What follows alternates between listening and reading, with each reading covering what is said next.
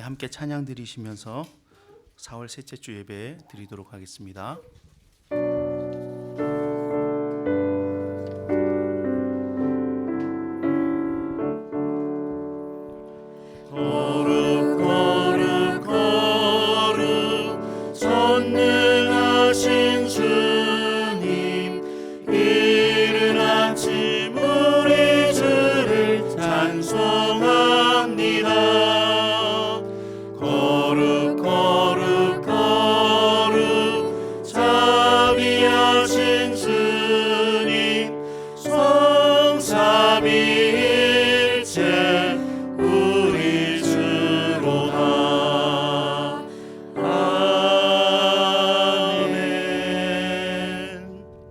사도신경으로 우리의 신앙을 고백하겠습니다.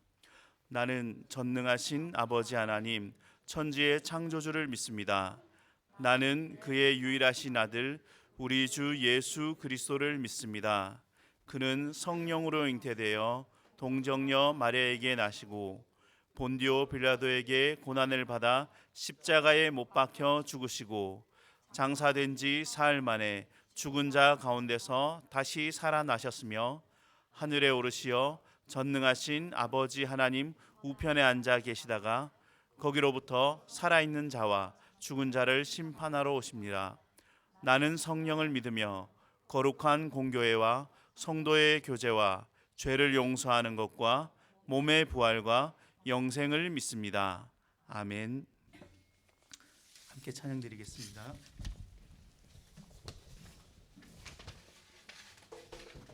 네, 안녕하세요. 오늘 이 자리에 나오신 여러분 모두 환영합니다.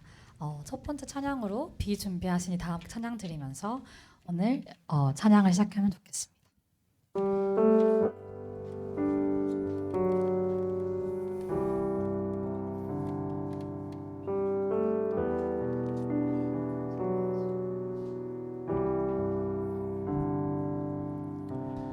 우리 주는 위대하며 능력이 많으시도다. 그의 지혜 무궁하며 인자는 영원하도다. 상한 자를 고치시며 상처를 싸매시도다. 별들의 수를 세시며 이름을 붙이셨도다.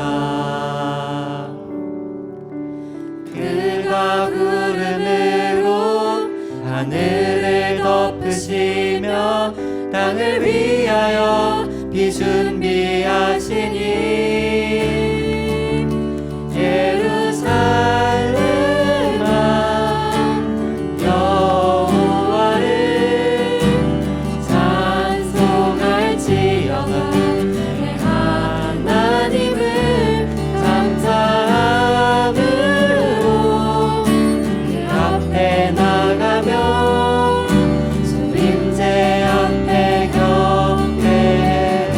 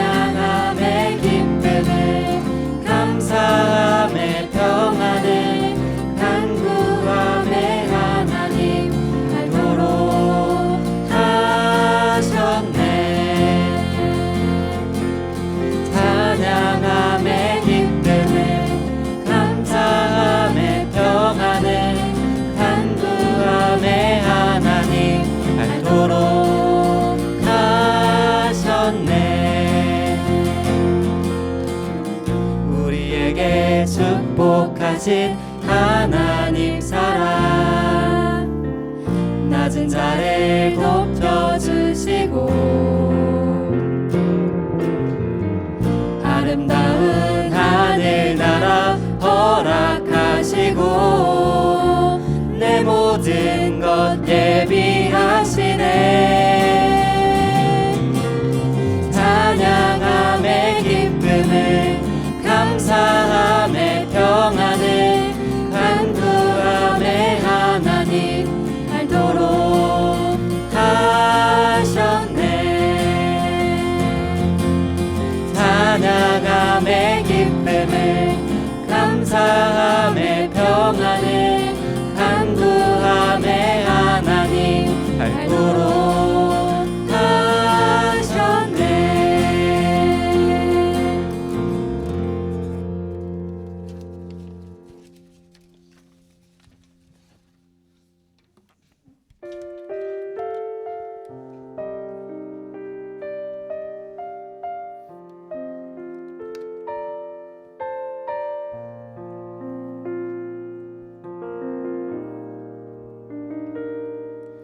나의 사랑 너는 어여쁘고 참 귀하다 어느 보석보다 귀하다 내가 사랑스럽지 않을 때 너를 온전히 사랑하고 너와 함께하려 내가 왔노라 주의 사랑 주의 사랑 이 사랑은 결코 변치 않아 모든 계절 돌보시네 푸른 마르고 꽃은 시드나 주의 말씀은 진실해 실수가 없으신 주만 바라라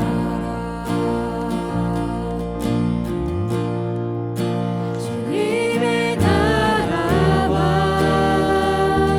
뜻이 나의 삶 속에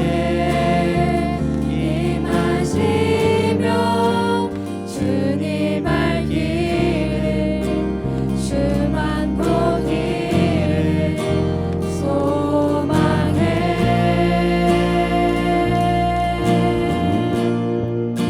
거룩히 살아갈 힘과 두려움 없는 믿음 주신 나의 하나님 완전한 사랑 찬양해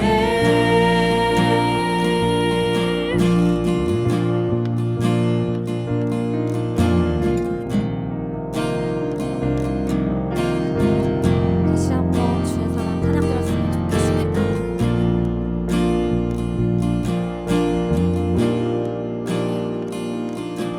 주의 사랑 이 사랑은 결코 변치 않아 모든 계절 돌보시네 푸른 마르고 꽃은 시드나 주의 말씀은 진실해 실수가 없으신 주만 바라라 주님의 나라와 뜻이 나의 삶 속에 임하시며 주님 알기를 주만 보기를 소망해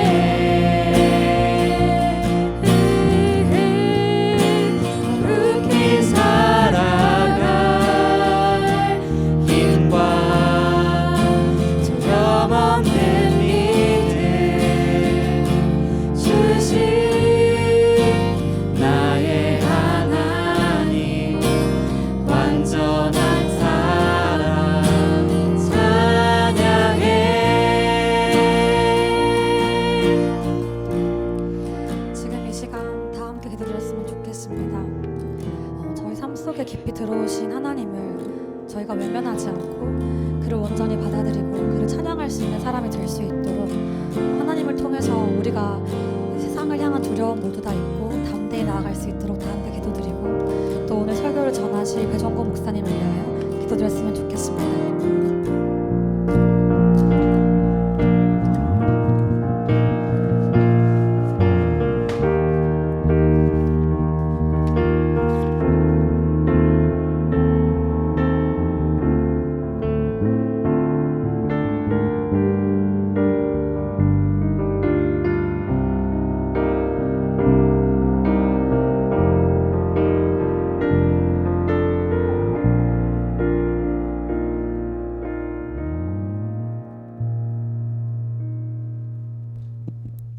기도드리겠습니다.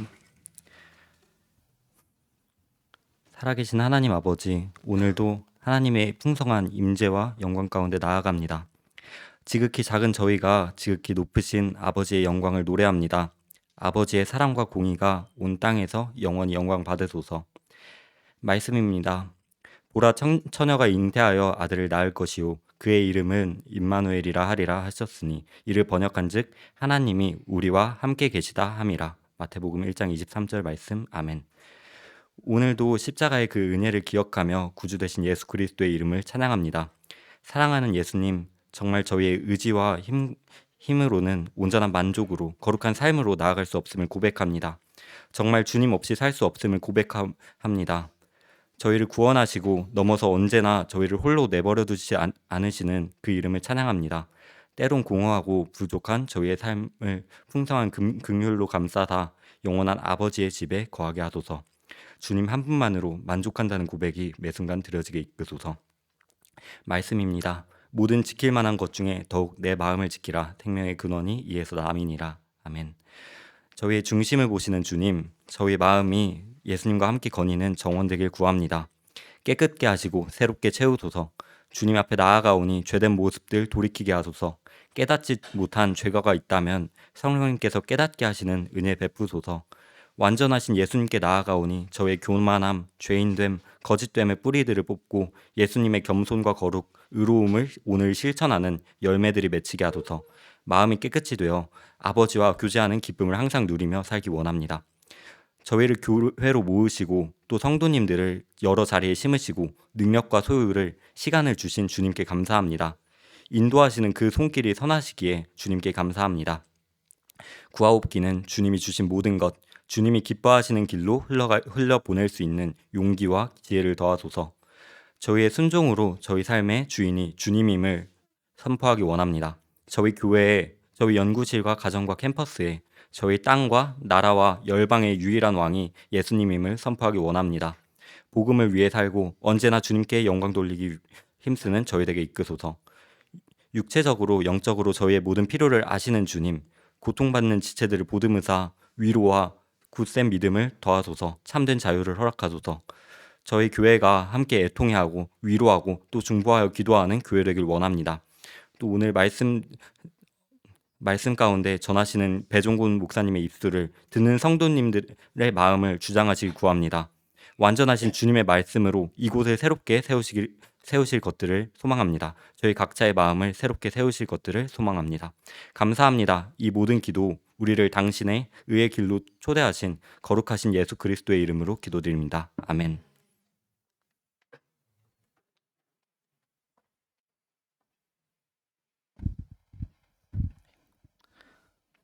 네. 교회 소식 알려드리겠습니다. 네. 저희 다음 주에 신학 특강 있습니다. 다음 주에 지난 가을에 오셨던 박철현 교수님 오셔서 예배 설교해 주시고요. 그 다음 이렇게 오후에 강의 해주실 것입니다. 다음 주에 신학 특강 있으니까 기억하시고 참석하시면 좋겠습니다. 아마 교수님 기차 시간 때문에 4시 전에 마칠 거니까요. 그러니까 나 집에 못 가면 어떡하지 이런 생각 안 하시고 참석하시면 될 것 같습니다. 두 번째 광고하겠습니다. 제가 넘겨야 되죠. 네, 청년 마루 모임 주일 점심 식사 후에 마루 모임 이 장소에서 하고 있습니다. 그러니까 마루 모임 기억하시고 또 오랜만에 오신 분들 또 기억하시고 참석해 주셨으면 좋겠습니다.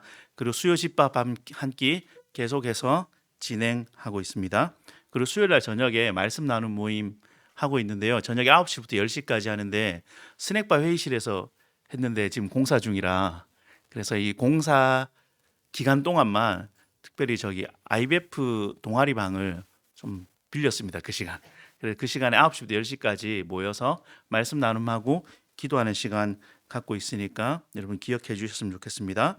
그리고 광고가 더 있는데요. 오늘 청년 일마루 식사 모임이 있습니다. 오늘 오후 4시에 우리 김진균 집사님 댁에 가서 식사할 건데요. 4시에 2층 현관 나오시면 뒤에 운동장 쪽 있죠. 거기 계시면 차량으로 함께 이동하도록 하겠습니다.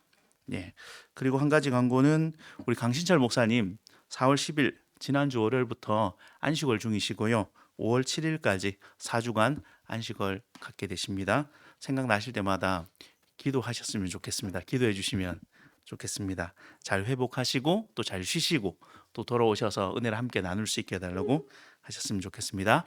하나님의 말씀을 보겠습니다. 민수기 13장 30절에서 33절까지입니다. 민수기 13장이고요.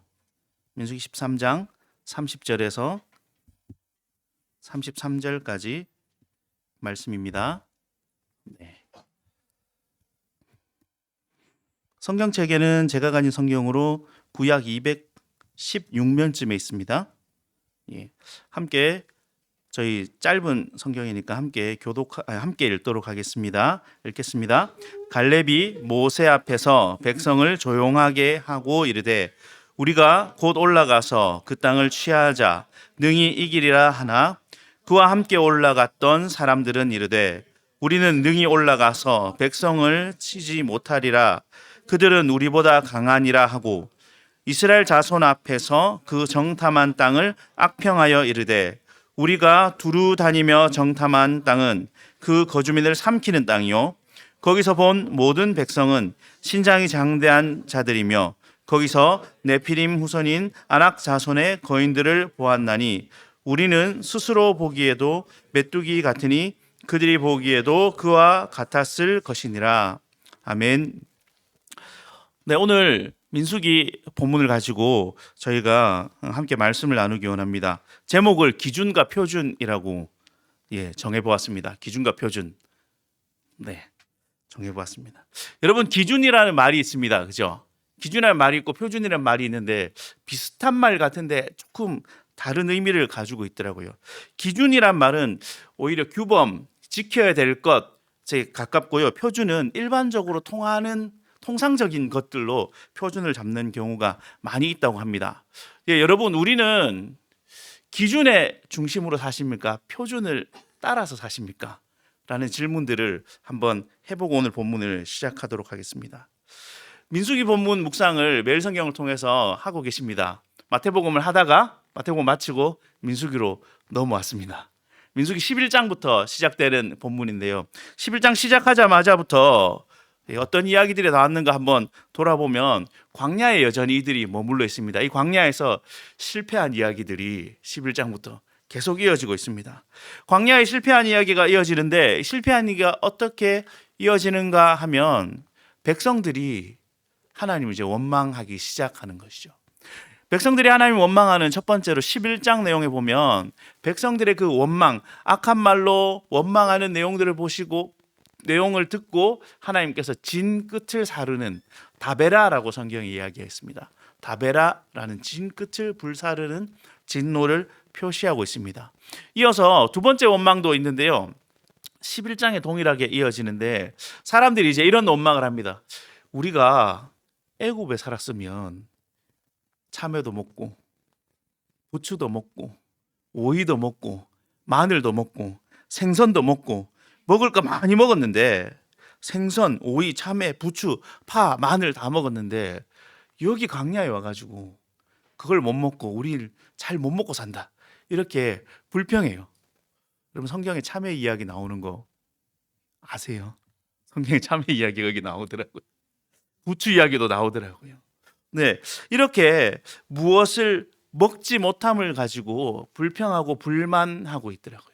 이 불평과 불만의 끝에 하나님 어떻게 하시냐면, 자, 그렇게 못 먹었다면 내가 뭔가를 좀 줄게라고 얘기하시면서 중간에 다른 내용들이 첨가되어 있긴 하지만 여러분 잘 아시는 것처럼 메추라기를 보내서 고기를 실컷 먹게 하시고, 그리고 이 고기를 다 먹기도 전에 이 사이에 고기가 낀 상태에서 하나님 다 이렇게 벌하시는, 진노하시는, 이걸 기브롯 핫다하와라고 얘기하는 이런 징벌, 재앙이 또 내리게 됩니다. 세 번째 내용은요, 12장 내용인데 12장에 여러분 묵상하시면서 지난주에 한번 보셨을 거예요. 12장 내용에 보면 이런 내용이 나옵니다. 모세와 아론과 미리암 세 명의 리더가 있죠. 세 명의 리더가 있는데 아론과 미리암이 모세에게 이렇게 따지기 시작합니다.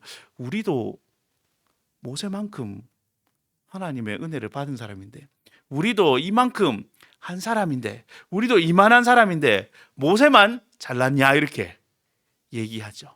근데 이 이야기를 듣고 하나님이 이 모세에게 대든 이들에게, 미리암에게 나병을 발병하게 하고, 모세가 하나님 그래도 좀 봐주시면 안 될까요? 라고 기도하죠.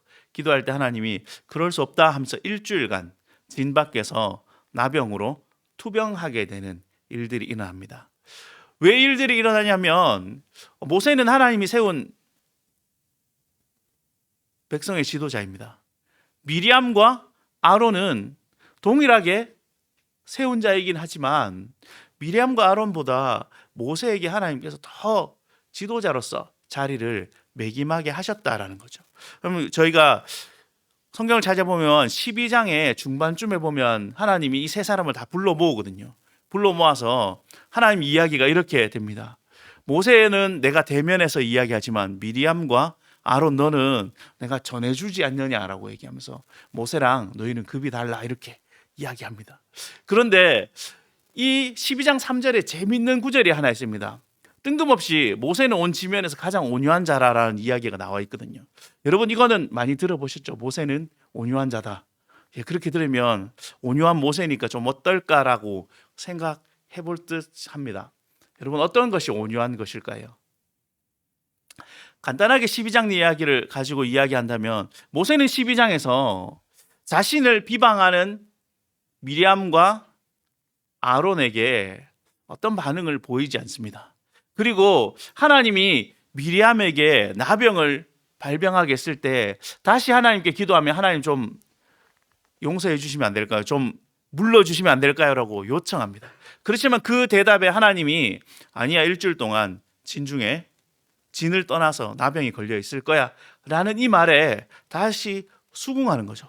어떻게 보면 무능한 것 같은, 그리고 자기 의견을 내지 않는 같은 모세의 모습이지만 하나님 편에서 바라본다면 하나님 말씀에 철저히 순종하는 모습이 모세의 모습이죠. 여러분 온유함이란 세번역 성경에 보면 겸손함이라고 드러나 있습니다. 이 온유함을 우리는 착하고 선하고 부드러운 쪽으로 생각하고 계시다면, 온유함은 하나님 말씀에 철저히 엎드리고 순종하는 사람을 온유한 자라고 이야기하고 있죠. 이어서 이 사건 이후에 일어나는 것이 오늘 본문에서 드러난 가나안 정탐 사건입니다. 12명의 정탐꾼 이야기는 여러분 익숙하시죠? 많이 들어보셨죠? 12명의 정탐꾼을 바란 광야에서 가나안 땅이 보이는 그 앞에서 보내는 이야기가 오늘 본문의 이야기입니다. 13장 전체 이야기고 14장까지 사실은 좀 이어집니다. 이어지는데 13장 시작에 하나님이 모세에게 이제 정탐꾼을 선발해라 라고 이야기하고, 13장 초반부에는 이 각 지파마다 한 명씩 지휘관들을 뽑는다라는 내용이 나오고요. 그 이후에 가서 어떤 일을 할 것인가 라고 명령을 합니다. 그 명령을 듣고 간 자들이 40일 동안 가나안 땅 입구부터 끝까지 산등성이를 타고 다니면서 다 돌아보고 가나안 땅에서 몇 가지 수확물도 가지고 돌아옵니다. 이들이 돌아와서 가나안 땅에 대한 평가를 합니다. 우리는 10명은 부정적인 평가를 했고 2명은 좋은 평가를 해서 둘만 가나안 땅에 들어가잖아. 이 이야기가 익숙하게 우리에게 받아들여져 있을 줄 압니다. 그러나 이 10명도 처음의 평가는 여기 좀 좋은 땅입니다라고, 과연 하나님이 얘기한 그 땅이 맞습니다라고 얘기합니다. 하지만 이 평가가 바뀌는 거죠. 물론 이 과정 가운데 원래부터 이렇게 생각했을 것이다 라고 추측할 수는 있지만 이 평가들이 바뀌는 모습을 오늘 본문에서 볼 수 있습니다. 네. 여호와께서 모세에게 말씀하시고 가나안 땅으로 정탐을 보냅니다. 우리가 다 읽지는 않았지만 민수기 13장 1절 2절에 이렇게 나와 있습니다. 여호와께서 모세에게 말씀하여 이르시되 사람을 보내어 내가 이스라엘 자손에게 주는 가나안 땅을 정탐하게 하되 그들의 조상 각 가문 지파 중에서 지휘관된 자 한 사람씩 보내라라고 나와 있습니다. 원어에 보면 한 사람씩 보내라라고 얘기했고 새로운 지휘관들을 세우라라고 얘기했고 하나님께서 명령하셨다라고 이야기하고 있습니다. 그러면 12장에서 시작되는 가나안 정탐 사건의 첫 번째 핵심은 하나님이 모세에게 이스라엘 백성을 보내라라고 한 것입니다. 그리고 두 번째는요, 하나님이 보내라 하는데 어떻게 보내라 했냐면 내가 이스라엘 자손에게 주기로 한 그 땅에 보내라라고 이야기합니다. 여러분 이 구절을 잘 기억하셔야 됩니다. 하나님이 이스라엘 백성들에게 하나님 모세에게 이스라엘 백성을 정탐을 보내라라고 이야기하고 또 이어서 내가 이스라엘 자손에게 주기로 한 그 땅에 보내라라고 얘기하는 거죠. 여호와의 명령이고 여호와께서 주시는 땅이라는 것이 여기에 핵심입니다. 자, 이 키워드를 가지고 이 12장을 함께 읽어 나가셔야 될 것입니다. 네, 그런데 이 13장 전체를 보시면 이들이 이 키워드를 가지고 파송을 받습니다. 그래서 정탐을 위해서 각 지휘관들을 세우고 40일 동안 이 정탐을 하게 되는 거죠. 40일의 정탐을 마치고 돌아온 이들의 모습이 어떠한가, 이들의 보고가 어떠한가. 본문이 길어서 제가 30절부터 자르긴 했는데요. 30절에 보면 이 정탐을 갔다 온 한 부류 갈렙이 이렇게 이야기합니다. 갈렙이 백성을 조용히 하게 하고 무엇인가 이야기했다라고 얘기합니다. 그러면 우리는 상상해 보건대 앞에 백성들이 시끄러운 상황이 됐구나 정도는 상상하실 수 있을 것입니다. 백성들을 조용하게 하고 갈렙이 한 이야기는 그 땅을 취하자 우리가 능히 이긴다라고 얘기하는 거죠. 우리가 올라가서 그 땅을 취하고 능히 이기게 될 것이다 라는 이야기를 합니다. 여기까지 들으시면 동의되시죠?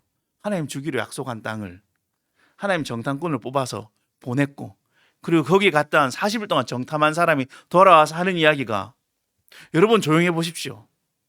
제가 보고 왔는데 우린 저 땅을 취해야 됩니다. 우린 가면 능히 이길 수 있습니다. 자, 여기까지 우리의 믿음의 고백이 여기까지 되시죠? 말이 좀 어려웠나요? 네, 말이 어려웠던 것 같습니다. 하나님이 우리에게 가나안 땅을 주시겠다고 약속하셨어요. 그리고 하나님께서 내가 주기로 한 그 땅을 한번 둘러보고 와라고 얘기하셨어요. 그리고 각 지파의 대표되는 사람들이 가서 한번 둘러보고 와서 상황이 어떤가 보고를 해라고 얘기했습니다. 둘러보고 온 사람들이 하는 이야기가 하나님이 이 땅을 주셨으니 우리가 이 땅을 가면 되겠네요. 이제 취하면 되겠습니다. 이 땅에 올라가면 됩니다. 라고 선언하는 게 우리의 믿음에는 당연한 이야기이죠.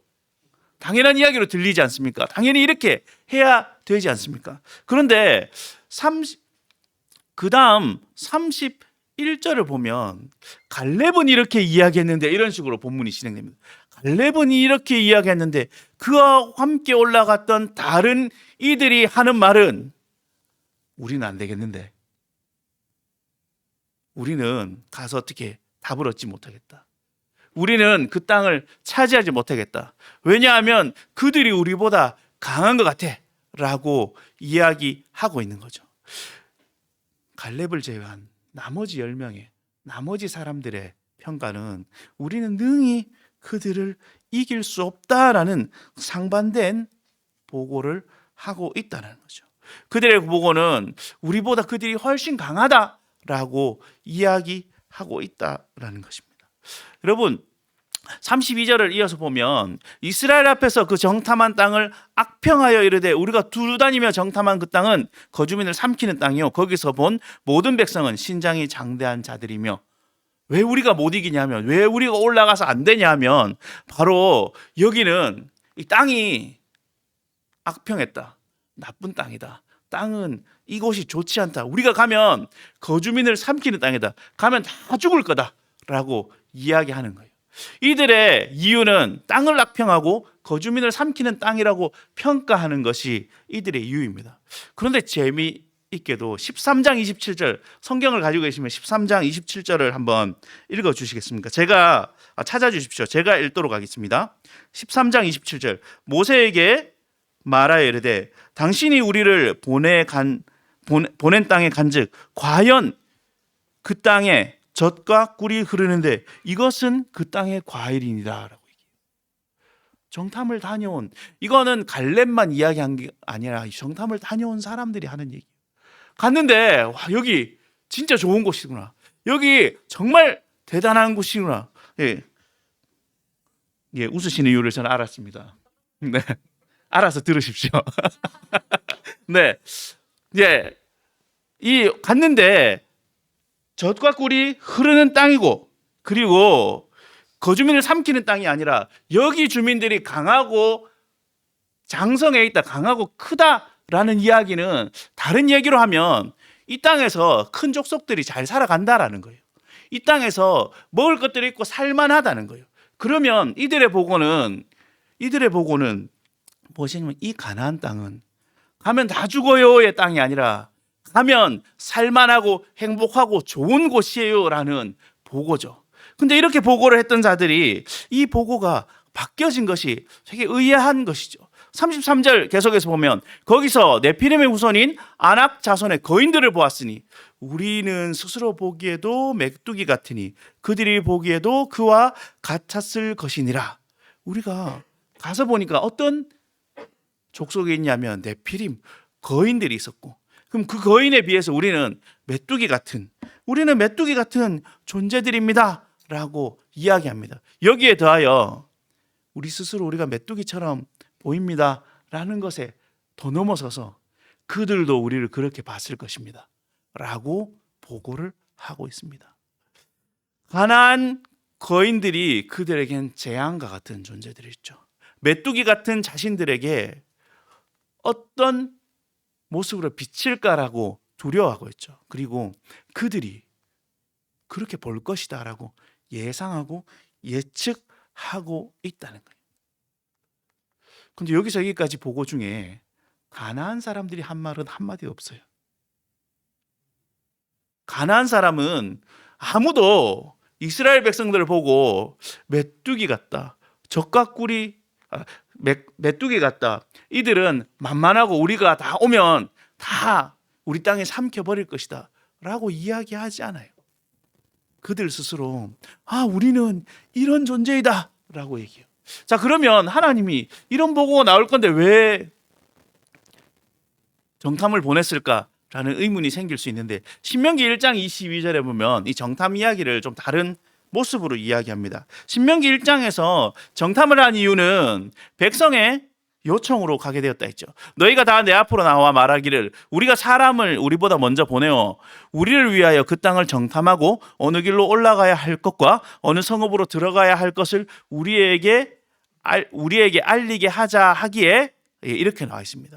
이스라엘 백성들이 정탐을 요청한 것처럼 나와 있고, 오늘 모세의 민수기를 보면 하나님이 정탐을 하게 보낸 것처럼 나와 있죠.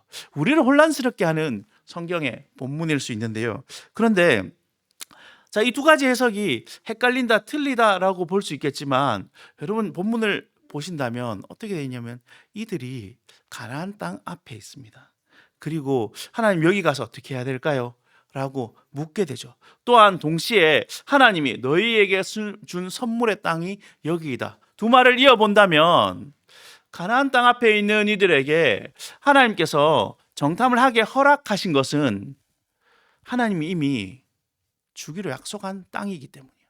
이 땅은 이스라엘 백성들이 가서 차지하고 쟁취하고 들어가서 새로 살아야 될 것이 아니라 하나님이 주기로 선언한 그 땅이기 때문이에요. 그래서 하나님은 가라라고 이야기하시는 거죠. 하나님은 가라라고 명령하시는 것이죠. 이 질문할 때 목사님 가나안 땅 가서 이들이 제대로 못 살잖아요. 다 차지하지 못하잖아요. 지파별로 막 이렇게 힘들잖아요. 라고 이야기하실 것 같습니다.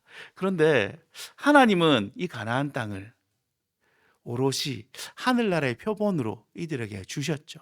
선물로 주셨죠. 그런데 이스라엘 백성들은 가서 어떻게 하냐면 거기 있는 거류민들과 현지인들과 타협하기 시작하죠. 믿음의 적음으로 그 가나안 땅을 다 쟁취하고 차지하지 못하는 결과로 이후에 흔들리는 일들이 일어나지만 하나님께서는 약속하신 땅을 주겠다라고 선언하신 것이죠. 계속해서 본다면요, 하나님께서 보여주신 이 가나안 땅을 여호수아와 갈렙, 보통 갈렙이라고 얘기하죠. 보통 여기서는 갈렙이 나와 있는데 갈렙은 능히 이긴다라고 선언하는데 여기에 상반된 반응을 하는 10명의 많은 지휘관들이 있다는 거죠. 이 지휘관들이 왜 그렇게 생각했을까라고 생각하면 한번 이렇게 볼 수 있을 것 같습니다. 이들은 선별되어서 가나안 땅으로 갔습니다. 가나안 땅을 40일간 둘러보았습니다. 둘러보고 굉장히 많은 정보들을 얻었습니다. 굉장히 많은 사실들을 보게 되었죠. 이 사실을 보고 나서 이들은 무엇을 보아야 하는지라는 정체성이 점점 흐려지기 시작했던 것 같습니다. 그래서 이들이 본 것은 가나안 땅에 사는 가나안 족속들의 모습을, 우리가 점령해야 될 지역이고 우리가 살아야 될 그 지역에 살고 있는 거류민의 모습과 기골이 장대함을 보고 환경과 여건을 보았지, 하나님이 너에게 주기로 한 땅을 가라라는 이 명령을 잊어버린 모습이죠. 정보를 많이 얻어서 그들의 시선이 많이 넓어져서 좋은 것 같지만 이미 그들의 생각의 기준이 바뀌어버린 거죠. 표준을 새롭게 정한 거죠. 모인 사람들끼리 야, 우리가 모여보니까, 우리가 가보니까 장난이 아니더라. 가보니까 야, 내 키가, 제 키가 대한민국 표준 키 170인데 190인 무리들을 이길 수 있을까? 내가 요 정도 되는데 이런 사람들을 담당할 수 있을까? 내가 이런데 이 현장에 가서 우리는 광야를 떠돌다가 종살이 하다가 광야를 떠돌다가 왔는데 저기 가니까 농사 짓고 사는 애들을 감당할 수 있을까? 덩치 봐, 모습 봐, 갖춰진 거 봐, 성읍 봐, 농작물을 봐. 우리는 안 되겠구나 라고 이야기하게 된 것이죠. 이들은 어느 순간 기준이 바뀌어 버리니까 이들에게 약속의 땅인 가나안 땅은 재앙의 땅이죠. 이들의 고백은이죠. 가기만 가면 다 죽을 것이다. 그래서 안 들어가겠다라고 선언하는 것이 이들의 모습이죠. 상황에 집중하다 보면 정말 보아야 될 것, 정말 어떻게 살아야 될지를 놓치게 되는 게 이 시대의 이들의 모습이나 오늘 우리의 모습이나 별반 다르지 않다라고 보여집니다. 정탐꾼이 해야 될 일은요, 분명히 여호수아가 명령합니다. 13장 1절 2절에 여호와께서 명령하셨고 여호와께서 주기로 한 땅에 가라 라고 얘기하며 13장 20절에 담대히 가라, 담대하라 라고 얘기해요. 근데 이 담대하라는 말은 누가 때리든지 고개 숙이지 말라 이것이 아니라 너희 자신을 강건하게 하라, 확고하게 잡혀 있으라 라는 말입니다. 그 말은 하나님이 너희에게 이 땅을 주겠다 하시는 약속을 놓치지 마라 라는 이야기죠. 그렇기에 거기서 무엇을 보든지 어떤 것을 보든지 여기는 내 밥이구나, 여기는 하나님이 나에게 주신 땅이구나, 하나님이 우리에게 허락하신 곳이구나 라는 마음을 흐트리지 말라라는 여호수아의 명령이죠. 그런데 이들의 마음은 담대했습니까? 이들의 마음은 가자마자, 좋은 건물을 보자마자, 힘센 사람들을 보자마자, 더 훌륭한 것들을 보자마자, 더 풍성한 과일을 보자마자 내 행색이 이래 초라한데 어떻게, 내 모습이 이렇게 한데 어떻게 라고 생각하게 되는 거죠. 목적을 잃어버린 정탐꾼들의 모습입니다.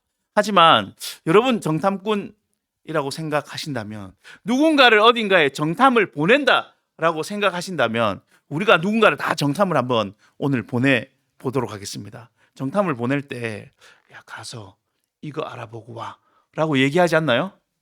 목적을 주지 않나요? 근데 그 정탐꾼이 그 목적을 잃어버린다면 더 이상 정탐꾼이 아니죠. 가나안 땅을 정탐한 사람들의 목적은 하나님이 주시기로 한 땅이 어떠한가 라는 것을 누리고 살펴볼 일인데, 이들은 어느샌가 그 목적이 잊어버려져서 하나님을 보기보다 이들이 보고 있는 것은 세상이죠. 사람들의 모습이죠. 더 힘센 사람들의 모습이죠. 정탐꾼의 목적이 이것인데 이 목적을 잊어버린 것이 그들의 모습이죠. 목적을 잃은 정탐꾼은 사실은 상황에 집중할 수밖에 없습니다. 상황에 집중하면 키도 재보고 몸무게도 재보고 넓이도 재보고 평수도 재보고 힘도 겨뤄보고, 그리고 겨뤄보지도 못하고 이길지 질지 혼자 생각도 해보고, 이것이 정탐꾼의 모습이죠. 목적을 잃게 되면 상황에만 집중하게 되는 것이 그들의 모습입니다. 많은 사람들이 맞다라고 얘기하는 것이 반드시 옳지 않다는 것을 여러분들은 알고 경험하고 계실 겁니다. 아, 이게 맞는데 라는 것이, 이것이 맞지 않다 아니면 새로운 방법이 있다라는 것을 찾아내는 게 어떻게 보면 여러분들이 하는 학문이기 때문이죠. 그렇다면 세상이 얘기하는 많은 사람의 옳음이 과연 맞은지라는 생각들을 끊임없이 해보는 것도 신앙의 모습이라는 거죠. 목적을 잃은 정탐꾼들은 세상이 맞다 하는 것에, 사람들이 맞다 하는 것에 휩싸여 있는 거죠. 이들이 다시 무엇이 맞는가 돌아보는 것이 믿음의 모습이라는 거죠. 여러분, 이 정탐꾼들은 왜 자신들의 정체성을 잃었을까요? 저는 이렇게 본문을 통해서 함께 보기를 원합니다. 첫 번째는요, 상황에 집중하기 때문에 해야 될 일을 잃은 것 같습니다. 자기 눈앞에 주어진 일들에 집중하다 보니까, 많은 것에 둘러싸여 있는 것들에, 소문에, 보여지는 것에 집중하다 보니까 진짜 무엇을 해야 되는지를 놓친 것이 이들의 모습입니다. 그래서 31절에 보면 우리보다 강하니라, 거주민을 삼키는 땅이다, 거인들을 보았다, 스스로 보니 우리가 메뚜기 같다 라고 상황만 돌아보고 자신들이 어떠한지, 자신들이 무엇을 해야 되는지보다 상황만 주구장창 평가하고 있습니다. 이런 모습을 보며 현실에 사로잡혀 버리니까 내가 정탐을 하러 왔는지 아니면 키를 재러 왔는지 잊어버린 거죠. 내가 정탐을 하러 왔는지 아니면 여기 가서 싸울까 말까 재보러 왔는지 잊어버린 거죠. 두 번째로요, 부정적 상상에 빠진 것 같습니다. 능하지 못하다, 우리보다 강하다, 그리고 악평한다, 삼키는 땅이다, 그들이 보기에도 그럴 것 같다 라고 이야기하는 거죠. 여러분, 부정적 상상에 빠지는 것은 어떻게 보면 부정적으로 내가 살고 싶다라는 것이 아니라 자의적 해석을 하다 보면, 그리고 나에 대해서 하나님 나를 왜 보내셨는지를 잊게 되면 우리는 쉽사리 착각하고 잊게 되는 거죠. 자의적 해석을 한다는 것이 이들의 오류였습니다. 세 번째는 기준을 잃고 방향까지 잊어버린 것 같습니다.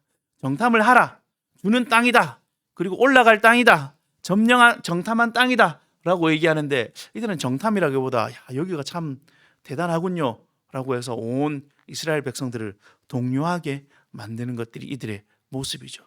주신 땅을 정탐하러 갔는데 이들이 하는 일은 이걸 내가 어떻게 차지할 수 있을까를 고민하고 있는 거죠.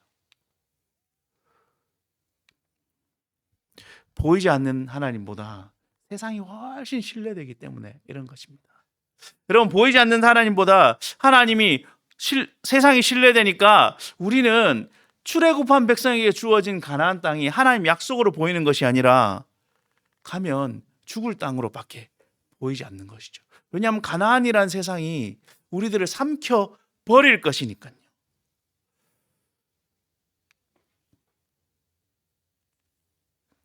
우리는 혹시 이런 가나안에 살고 계시지 않습니까? 여러분, 오늘 가나안 땅을 점탕하는 얘기는 제가 길고 장황하게 이야기했지만 들으시면서 이거 잘 아는 건데, 이 정도는 다 꿰고 있는 건데 라고 생각하셨을 것 같습니다. 그래서 목사님, 그래서 여호수아와 갈렙 둘이가 긍정적 평가하지 않습니까? 그리고 나중에 여호수아가 갈렙이 나중에 늙어가지고 이 산지를 내게 주서 우리 찬양도 하잖아요. 그거 내가 다 알고 있습니다. 같은 10명 이름도 기억나지 않는 존재이기 때문에 난 잘 모르겠습니다. 그리고 우리도 이 산지를 내게 주서 열심히 찬양 부르지 않습니까? 라고 여기기 마련입니다. 그렇게 생각하기 마련이죠. 그런데요, 여러분, 우리는 오늘 어디쯤 살고 있습니까? 우리가 오늘 어디에 살고 있습니까? 우리가 오늘 정탐하고 있지 않습니까? 우리가 오늘 가나안 땅을 어떻게 들어가야 될지 점검하고 있지 않습니까? 우리가 가나안 땅을 바라보면 와, 성경에서는 그럴싸했는데 내 현장에 목사님 인생을 안 살아봐서 그래요. 목사님 이 학업의 현장에 안 있어봐서 그래요. 목사님 내 인생을 안 겪어봐서 그래요. 목사님 중간고사를 안 쳐봐서 그렇다니까요. 목사님 학위를 준비 안 해봐서 그렇다고.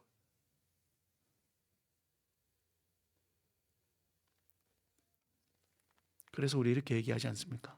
목사님 세상이 그렇게 만만치 않아요. 우리가 하고 있는 삶이 수월해 보이지만 그렇지 않아요. 그래서 저는 그 앞에 딱 섰을 때 삼킬 땅이다 라는 것이 아니라 이미 삼킴을 당해버렸어요. 저는요 그 앞에서 그냥 하나님 주일만 나를 좀 만나주세요, 하나님 언젠가 죽으면 그 천국에 데려가신다면서요 라고 얘기하는 정도로 나는 신앙생활 하는 것만 해도 저는 괜찮다니까요 라고 이야기하고 있지 않습니까? 여러분이 보는 만나는 주위의 모든 것들이 여러분의 거인 아닙니까?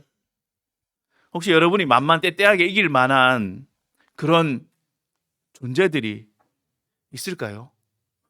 제가 연세에 있는 어르신들을 만났는데 저는 연세가 많이 드시고 할아버지 할머니가 되면 모든 것을 다 이길 수 있는 줄 알았습니다. 근데 그분들이 얘기하더라고요. 목사님 이 나이쯤 되면 이제 아내가 무슨 얘기해도 두렵지 않다고, 남편이 무슨 얘기해도 두렵지 않다고, 아내가 갑자기 곰탕 끓여놓고 나간다 해도 두렵지 않다고. 그럼 뭐가 두려우세요? 아니 우리 쪼맨한 손자가 와서 할아버지 그거는 이름만 하면 막 등골이 오쏙오쏙 한다고, 할머니 이러시면 이러면 무섭대요. 근데 우리는 어떠냐면 나는 내 일을 잘 이루고 저 나이쯤 되면 세상 하나도 안 무서울 거야 라고 생각하고 있는 젊은이들 아닌가요? 그러면서 목사님 그게 무서운 게 아니라 지금 우리 교수님 얼마나 무서운지 알아요? 우리 선배가 얼마나 무서운지 알아요? 목사님 취업하는 게 얼마나 무서운지 알아요? 여기서 공부하는 게 얼마나 무서운지 알아요? 이렇게 이야기하고 있지는 않습니까? 여러분, 그런데 오늘 하나님이 가나안 땅을 들어갈 이스라엘 백성에게 이렇게 얘기합니다. 야, 거기 있다가 나중에 언젠가 들어갈 거니까 네 맘대로 살다가 마지막에 그때만 손 들고 들어오라고 이렇게 얘기하시지 않아요. 정탐해봤지? 어때? 하나님 겁나 좋은 곳인데요. 근데요 제가 가서 박살날 것 같아요. 그러니까 고개 숙이고 깨갱하고 가난에 겹들여가지고 그냥 발만 걸치게 해주세요. 아니요 너무 무서우니까 안 가겠습니다 라고 말하라는 것. 말해야지 현명한 것처럼 여겨지는 세상이죠. 여러분, 우리는 어떤 가난 앞에 서 있습니까? 각자 현장이 다르겠죠. 각자 삶이 다르겠죠. 그런데 어떤 가나안 앞에 서 있고 어떤 땅이 우리를 삼킬 것인가, 우리가 어디에 있는가, 우리가 어떤 거인 앞에 서 있는가, 그 거인을 어떻게 바라보는가가 바로 이거죠. 하나님의 약속이 될 수도 있고 어떨 때는 가면 죽을 재앙이 될 수도 있어요. 정탐꾼으로서 우리가 어떻게 살아야 되는지를 잊게 된다면, 하나님의 약속을 놓치게 된다면, 하나님의 신실하심을 잊어버렸다면, 그럼 우리는 아마 지금 최악의 수렁에 살고 있을지도 몰라요. 오늘 죽을지 내일 죽을지, 오늘 시궁창에 박힐지 내일 박힐지 모르는 두려움에 노심초사하며 살고 있을지도 모른다는 거죠. 여러분, 우리는 어떻게 해야 됩니까? 정탐꾼이 이렇게 변질되었던 이유는 저는 이렇게 함께 살펴보기로 합니다. 하나님을 기억하지 않으세요. 아까 보면서 13장 1절 2절이 중요하다라고 말씀드렸는데 제가 읽어드릴게요. 여호와께서 모세에게 말씀하여 이르시되 사람을 보내어 내가 이스라엘 자손에게 주는 가나안 땅을 정탐하게 하되 그들의 조상 가문 각 지파 중에 지휘관된 자 한 사람씩 보내라 라고 이야기합니다. 여러분, 우리를 이 땅에, 이 학교 가운데, 이 세상 가운데 보내신 분이 하나님입니다. 인정하시나요? 어쩌다가 보니까 여기 흘러 들어오셨습니까? 아니요. 그 일도 하나님께서 여러분들을 이쪽으로 몰아넣으셨을 거예요. 오늘 처음 오신 분도 있을 거예요. 학교에 예배 드리는 데 있다는데 찾다가 보니까 왔다. 이번 주에 집에 못 가서 왔다. 아니면 장기간 교회를 떠났다가 방학했다가 개학해서 다시 돌아왔다. 이런 분들도 계시겠죠. 그런데 이 자리에 여러분들이 오게 된 이유는 하나님이 보내셨다라는 거예요. 여러분 인생도 마찬가지입니다. 여러분이 공부하고 살아가는 이 인생, 연구하고 걸어가는 이 인생, 이 한 걸음 한 걸음 하나님 그냥 야 너는 내 마음에 안 드니까 실컷 고생해봐 이렇게 해서 던져놓은 것이 아니라 하나님이 보내신 이 일 가운데 어떤 의미로 살아갈까를 고민해야 되는 정탐꾼으로 보내셨다는 거예요. 나이가 많으시든 적으시든 동일하게 우리 인생은 하나님 이 땅 가운데 그리스도인으로 어떻게 살아갈까, 하나님 주신 약속을 찾고 믿고 살아가기 원하는 정탐꾼으로 우리를 보내셨다라는 거죠. 왜냐하면 하나님 그렇게 신실하신 분이기 때문이에요. 성경의 기록들을 보면 하나님이 변개치 아니하시고 신실하게 우리를 사랑하시고 붙드셨다라고 고백하고 있기 때문이에요. 그러면 첫 번째로 우리가 하나님의 신실하심을 인정하고 신뢰하셔야 돼요. 두 번째로 해야 될 것은 세상의 현실 가운데 함몰되면 안 됩니다. 물론 우리는 세상에 발을 닫고 세상에서 살아갑니다. 그러기에 이 세상 가운데 살아가야 되는 지혜와 용기와 용맹함과 그리고 성실함도 필요합니다. 그런데 어디에서 내가 왔는지를 놓치게 된다면 결국 이 세상은 우리들에게 거인이 돼서 네피림이 돼서 강한 자가 돼서 우리를 삼켜 버릴 거라는 것이요. 세상의 현실에 함몰되는 것이 아니라 끊임없이 하나님의 신실함을 기억하며 되묻는 삶을 사셔야 됩니다. 세 번째로요. 하나님 우리에게 그 가나안을 약속하셨어요. 이스라엘 백성에게는 가나안 땅을 허락하셨지만 아브라함에게는 하나님이 장차 주실 그 가나안을, 하나님 나라를 허락하셨다는 거예요. 여러분에도 동일하게 그 하나님의 나라를 허락하셨다는 거죠. 천국 백성 삼으셨다는 거죠. 그래서 하나님이 그 약속을 하셨기에 그 약속을 지키시고 이루실 것이다 라는 믿음의 걸음을 하셔야 된다는 거죠. 그 가나안이 하나님의 약속의 땅임을 기억하자라고 한번 정리해 봤습니다. 여러분, 오늘 우리가 처해 있는 이 현장이 하나님의 약속의 땅입니다. 동의하고 싶지 않으실 분들이 계실 것 같아요. 우리가 처해 있는 이 현장이. 저는 설교할 때 제일 불편할 때가 저희 가족이 뒤에 있을 때입니다. 오늘 뒤에 저희 아내가 애가 와 있는데 즐거울 때도 이 사는 것이 항상 즐거울 때도 있고 즐겁지 않을 때도 있습니다. 그런데 그럴 때마다 우리는 어떤 고민을 해야 되는가, 나는 어떤 고민을 하는가, 제 스스로 돌아보니까 하나님이 날 여기 보내셨구나, 하나님이 이 자매와 이 아이와 살게 하셨구나, 하나님이 이들을 통해서 날 사람 만드시는구나, 아니면 하나님이 이들에게 하나님 백성 되게 하라고 나를 뭔가 하게 하는구나 라는 질문들을 하죠. 동일하게 우리가 만나는 사역의 현장에서도 똑같죠. 여러분들이 연구하는 연구실에도 똑같다라는 거죠. 여러분, 우리는 이렇게 쉽게 생각하면 하나님 이 가나안 땅 저는 안 들어갈랍니다. 가니까 죽을 것 같아요. 그래서 대충 여기서 가나안 문 앞에서 좀 훑다가 딴 데 가서 좋은 가나안 땅 백성으로 살겠습니다라고 얘기해요. 그런데 하나님은 우리에게 끊임없이 이렇게 얘기합니다. 영광은 거기가 가나안 땅이다. 이렇게 광사가 거기가 하나님 보내신 곳이다. 힘들지? 근데 거기가 보내신 곳이야. 왜냐하면 내가 거기 보내고 거기 같이 갈 거니까. 내가 약속한 그 땅이니까 라고 말씀하고 있다는 거죠.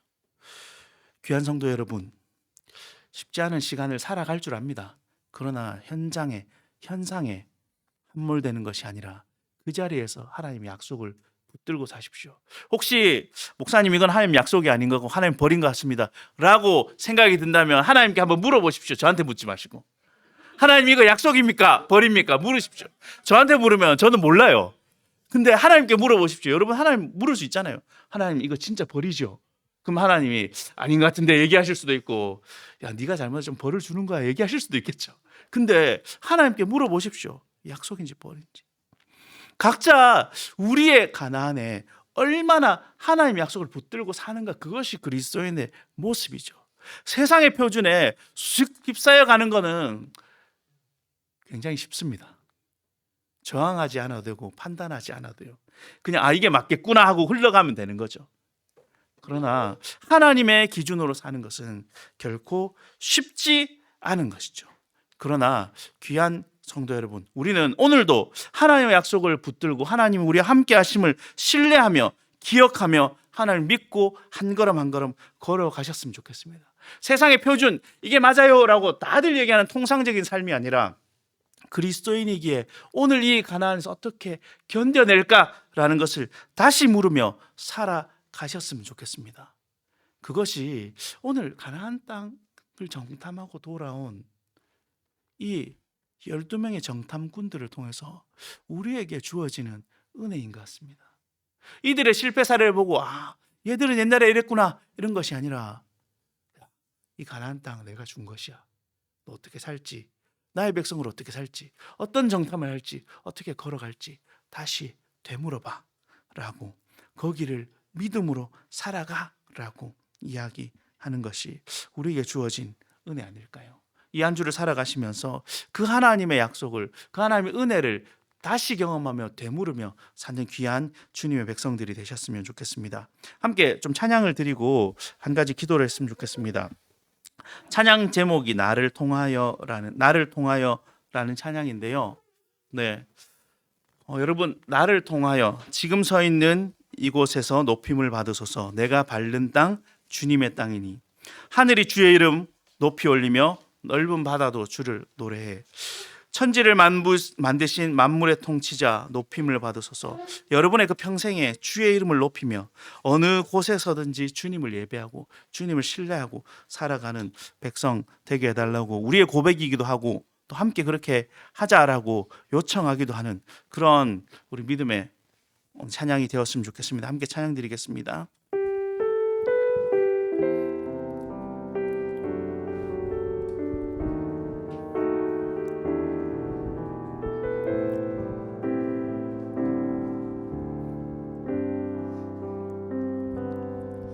지금 서 있는 이곳에서 높임을 받으소서. 내가 밟는 땅 주님의 땅이니 하늘이 주의 이름 높이 올리며 넓은 바다가 주를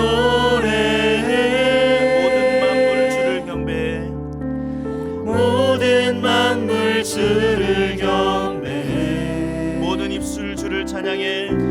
모든 입술 주를 찬양해. 천지를 만드신 만물의 통치자 높임을 받으소서. 내 평생에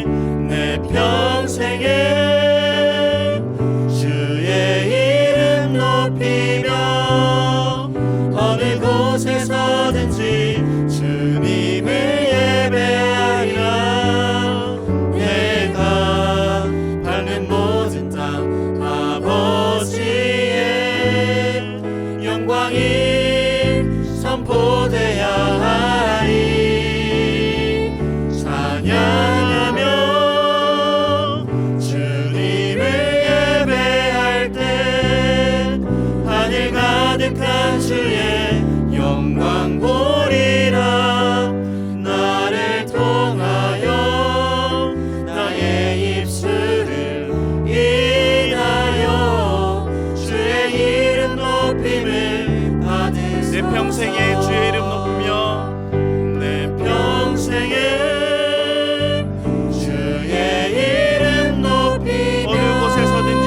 주님을 어느 예배하리라. 곳에서든지 주님을 예배하리라. 내가 받는 모든 땅 아버지의 영광이 선포되어야 하리. 찬양하며 주님을 예배할 때 찬양하며 주님을 예배할 때 하늘 가득한 주의 영광 보리라. 나를 통하여 나의 입술을 인하여 주의 이름 높임을 받으소서. 나를 통하여 나의 입술을 인하여 나를 통하여 나의 입술을 인하여 주의 이름 높임을 받으소서. 한 가지만 좀 기도했으면 좋겠습니다. 여러분들이 서 있는 그곳, 여러분들이 가 있는 그곳, 여러분들이 가 있을 그곳, 그 가나안 땅 세상에 함몰되어서 하나님을 잊지 않게 해달라고 정탐꾼으로서의 삶을 놓치지 않게 해달라고 이렇게 하나님께 요청했으면 좋겠습니다. 하나님, 제가 세상 가운데 있습니다. 가나안 가운데 있습니다. 여기서 하나님 잊지 않게 해주십시오. 하나님 붙들고 걸어가게 해주십시오. 약속의 땅 하나님 붙들고 살아가게 해주십시오. 이렇게 함께 기도드리겠습니다. 기도하겠습니다. 하나님 아버지, 은혜를 감사합니다. 하나님, 우리가 기도하고 하나님 말씀을 통해 본 것처럼 주여 하나님 아버지, 가나안 땅 앞에서 그 많은 것들을 보고 경험하고 돌아와서 우리의 고백이, 세상의 고백이, 사람들의 고백이 무엇이었습니까? 정탐꾼의 고백이 무엇이었습니까? 왜 보냈는지는 까맣게 잊게 되고 하나님 아버지, 그들의 고백이, 그 고백인 것이 하나님 세상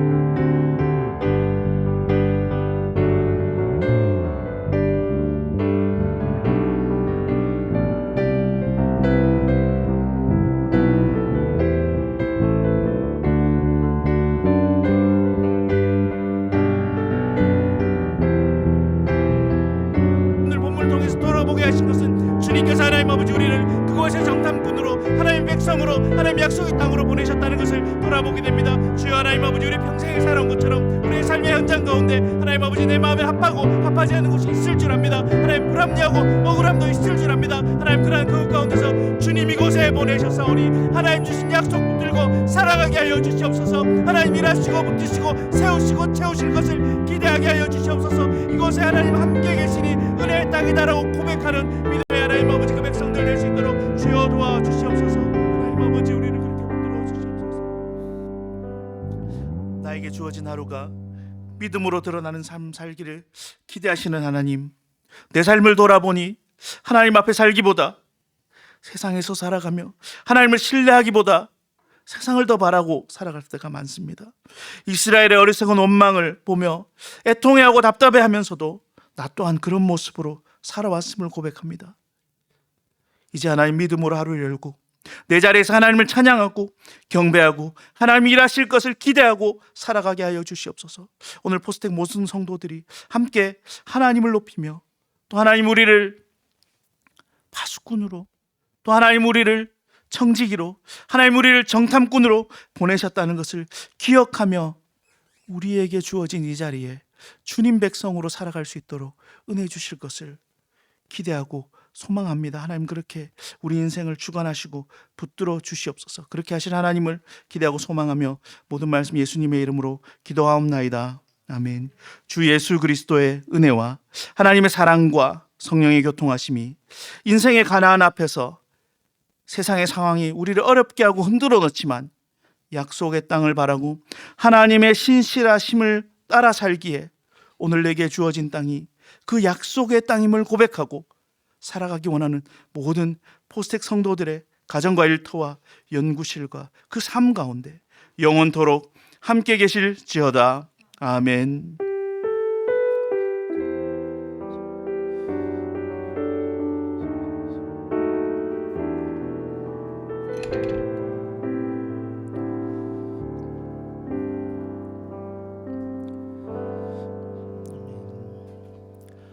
네, 예배를 마쳤습니다. 저희 같이 식사하시고 또 마루 모임, 청년들 마을 모임 있고, 그리고 학부 마루는 오늘 4시에 2층 현관 쪽에서 뵙도록 하겠습니다.